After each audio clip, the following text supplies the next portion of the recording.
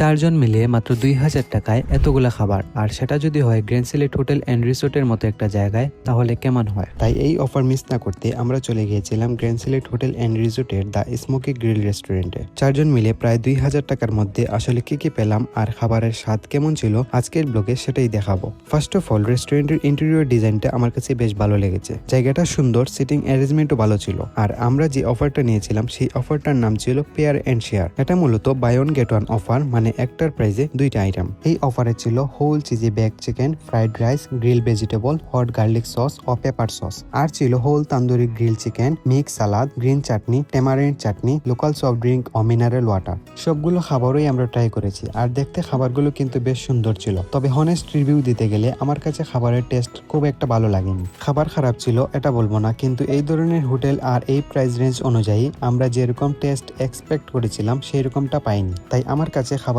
Test ছিল 10 out of 5। আর আপনারা যদি এই অফারটা ট্রাই করতে চান তাহলে আগে থেকেই কল করে প্রি বুক করতে হবে, এবং বুকিং করার সময় ফুল পেমেন্ট অর্থাৎ প্রিপেড করতে হবে। বুকিং এর জন্য টাইম সল্ট হচ্ছে সন্ধ্যা 6টা, রাত 8টা ও রাত 10টা।